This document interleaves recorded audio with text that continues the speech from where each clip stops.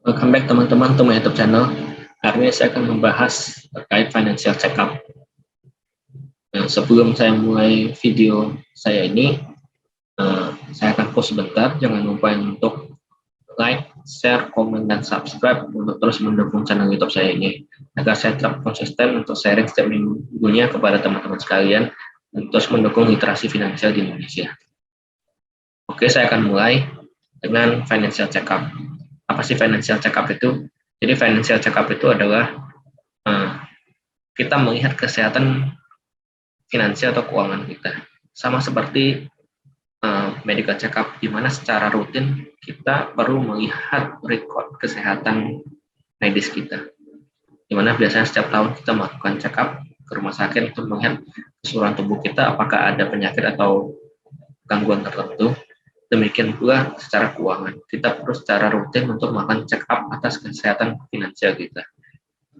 Ini untuk mencegah terjadinya masalah keuangan yang terlalu dalam yang tidak bisa di-recover.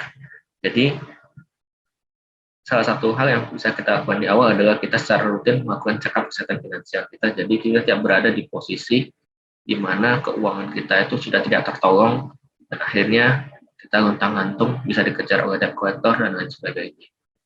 Jadi yang pertama kita akan mengecek, kita bisa cek rasio tabungan kita atau saving ratio. Jadi seperti yang saya share di vlog saya sebelumnya tentang money management 50-30-20, di mana 50% untuk need, kebutuhan, 30% untuk want, keinginan, 20% untuk saving atau tabungan. Jadi saving ratio itu adalah apakah kita memenuhi dalam sebulan itu 20% pendapatan kita itu kita masukkan ke dalam tabungan dan investasi. Jika kita tidak berhasil melakukan itu, maka kita fail di dalam rasio ini.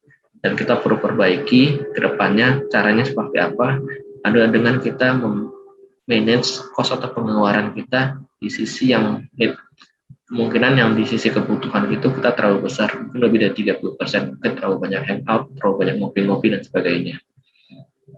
Kemudian yang berikutnya kita akan mengecek rasio atas utang kita tetap keseluruhan portofolio aset kita. Jadi sebagian dari kita pastilah mempunyai utang, baik utang konsumtif maupun utang produktif.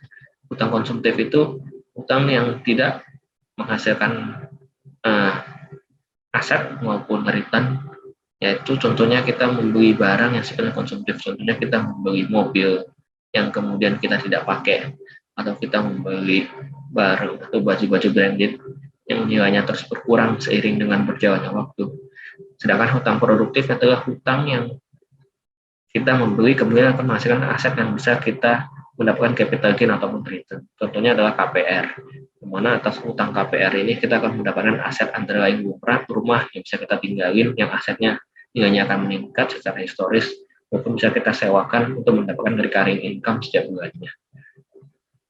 Oke, berapa portofolio atau persentase yang harus kita jaga atas rasio hutangnya terhadap keseluruhan aset ini.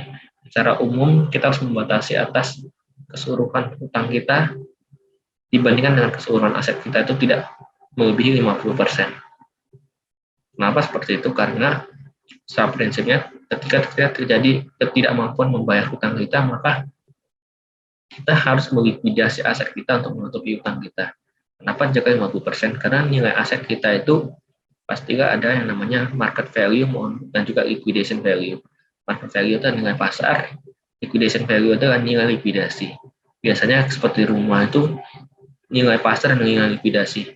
Nilai likuidasi itu akan jauh lebih kecil daripada nilai pasar karena itu nilai yang akan digunakan untuk likuidasi atau melunasi utang-utang, di mana ke nilai pasar itu kan kita jual pelan-pelan sesuai dengan harga pasar.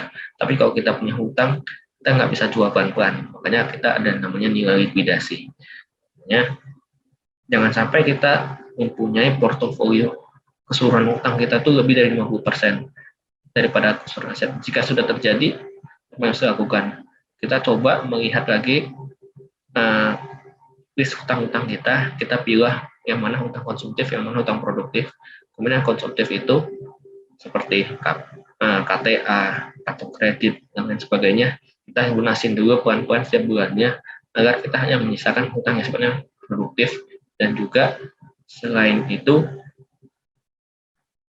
selain baik karena kita tinggal menyisakan hutang produktif, yang kedua juga hutang konsumtif itu secara bunganya biasanya jauh lebih tinggi daripada hutang produktif.